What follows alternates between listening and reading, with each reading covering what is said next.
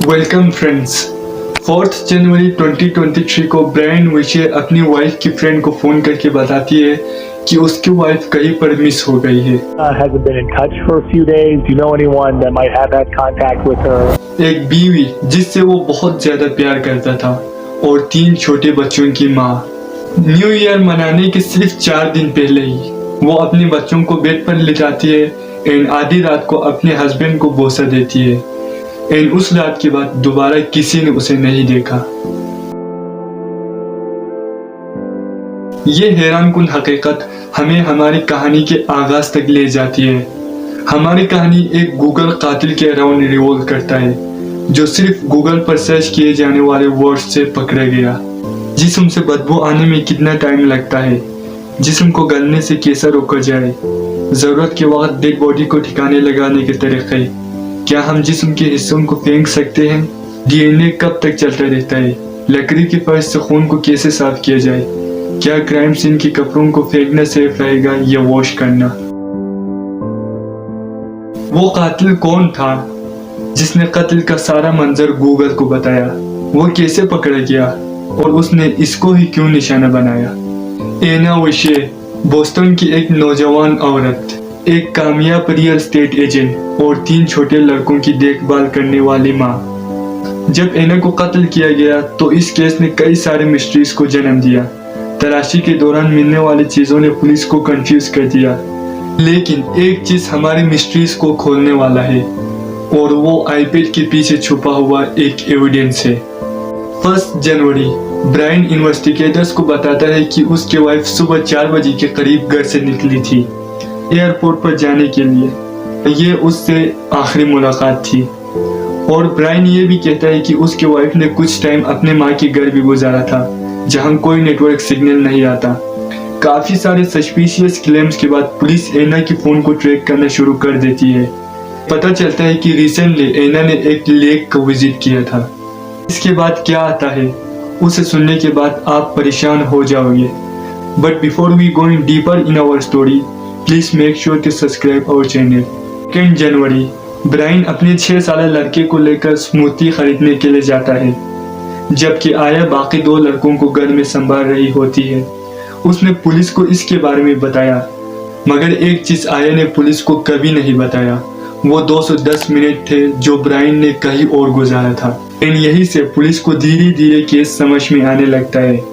Video evidence Brian को expose करने लगता है जब वो ब्लैक सर्जिकल मास्क और ब्लू सर्जिकल ग्लव्स में रोटलैंड के होम डिपो में सीसीटीवी कैमरा में कैच होता है।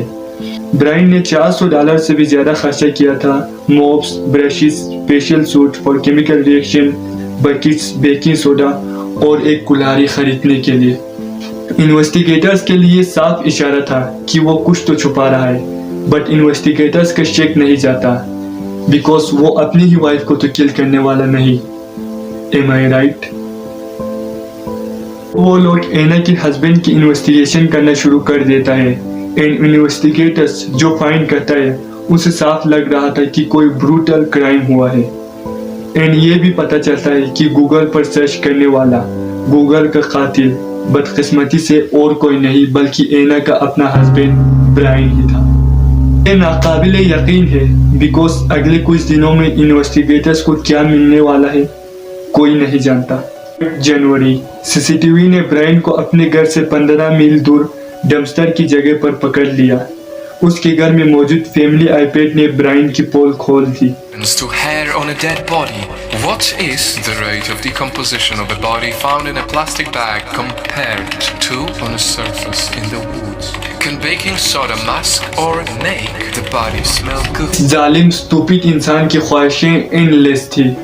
मैंने अपने ही वाइफ का खात्मा किस चीज के लिए किया, आखिर किस चीज पर किया। पुलिस को यह पता चलता है कि ब्रायन ने एक प्राइवेट इन्वेस्टिगेटर्स को हायर किया हुआ था एना पर नजर रखने के लिए और उसे पता चलता है कि एना किसी और के साथ कांटेक्ट में है, मगर ब्रायन के पास कोई भी एविडेंस नहीं था that she is really cheating on him. Police को यह भी पता चलता है कि ब्रायन की वाइफ एना के साथ कुछ भी होता है तो ब्रायन $2.7 मिलियन के इंश्योरेंस का मालिक बन जाएगा। On December 27th, defendant Googled, what's the best date to enforce from here? और अगले 5 दिनों में one of the biggest public search शुरू होता है जिसमें सैकड़ों लोग उन जगहों की तलाशी करना शुरू कर देता है जहां पर ब्रायन पकड़ा गया था। उसका घर, उसका बेसमेंट और पूरा मोहल्ला।